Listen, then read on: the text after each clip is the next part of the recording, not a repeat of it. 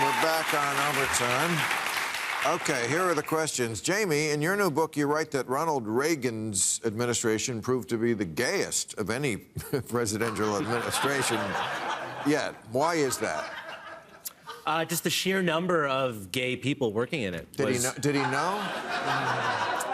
Well, actually, one of the big scoops in the book was that in 1980, 3 weeks before the Republican National Convention, it was brought to the attention of Ben Bradley, who was at the time the editor of the Washington Post, the allegation that Ronald Reagan was being controlled, and I'm not lying here, that he was being controlled by a homosexual network of right-wing anti-communist gays.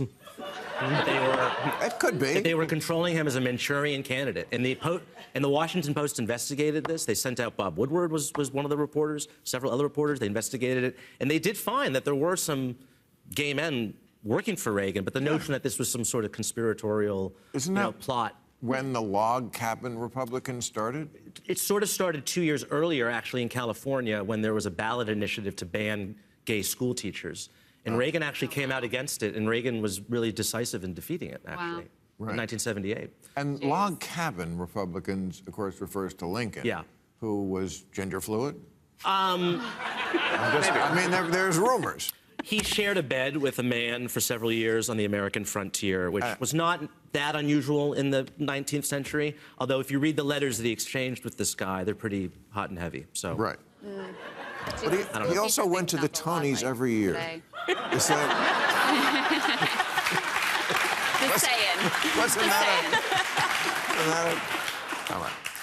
Krystal, CNN's new boss wants the network to steer away from sensational, hyper-partisan coverage. Yes, I saw that. CNN, you can't refer to the election as the big lie, or Trump's big lie as the big lie. Which, again, see, I mean, I'm totally on the page of it was the big lie, but I think that's the right thing. Yes. I mean, now you're MSNBC, even though it's sort of like Jack Del Rio. He's totally wrong, but I defend his right to be wrong. Okay. Do you think CNN will actually stick with this new plan? No. I mean, they actually... listen, my issue isn't actually with opinion journalism. If you're upfront about what your lens is, no problem with that whatsoever. I do have a problem when it blinds you to facts and honesty. And I think both CNN and MSNBC, their maximalist ideas in terms of Russiagate didn't end up working. So that's the issue I have there. Will it work? No. Because ultimately, what's going to happen? Trump's going to come back. Guess what's going to rate? The people who go, the furthest in on Trump, that's what's going to get the best ratings. This is a business. It's a business model. I think it's an abhorrent one that leads to a disaster for America. I think it's a cancer on society, all of the cable networks.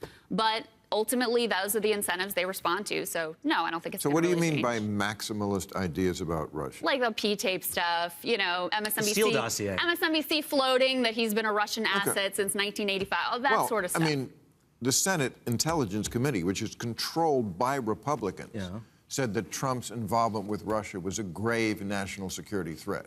Okay, but that's not the same as saying Putin has a P-tape and servers are bouncing back and forth. P-tape was always lurid, and who knows? I mean, if you don't like that one, then let's talk about the lab leak and the idea of where the coronavirus came from and the fact that these outlets said that not only could it, no way could it come out of the lab, but that's racist to say. So I've been all over that. That's what I'm saying is I have an issue when your ideology blinds you to the facts. I have that issue every week on this show. Yes. Yes, I don't have an issue with opinion journalism is what I'm saying. But the idea that Russia and Trump were inappropriately intertwined, I mean, his campaign manager, Manafort, was sharing polling information with this guy Kalimnik, who was... The Mueller report found that there was no collusion. And we were promised this. We were promised this for 3 years. They overpromised. And it was really in cable news. But there wasn't nothing. Cable news every day. There wasn't nothing. It was something else. There was something. It wasn't nothing. But you know what? The truth was bad enough with Trump and Russia. Correct. Why did they have to embellish it? You're right.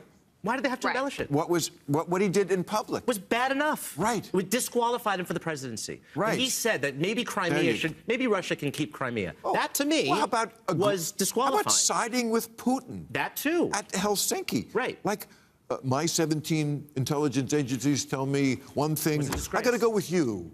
Vlad. It was a disgrace, but they couldn't.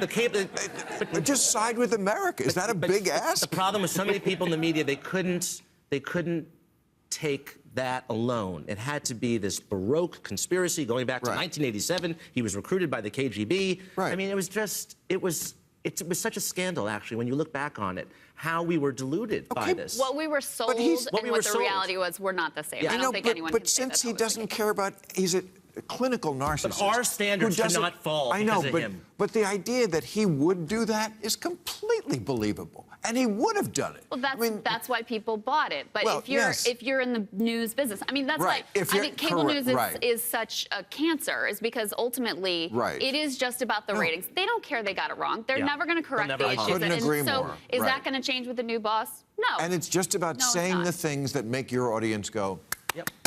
yes, I already Right. believe that. Thank you for reinforcing what I And believe. never letting anything Never- outside not of the bubble in. And any that's Fox News, oxygen. that's MSNBC, that's Exactly. CNN. Yeah. Okay, Danny, if you could write a screenplay about the 2020 election. Okay, so, I was going to ask you this. Game Change.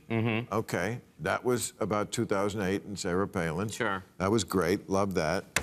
My boy Woody Harrelson was in that Great one. guy. Great guy. Great actor. Okay, the other one you did, Recount, was about the 2000 election.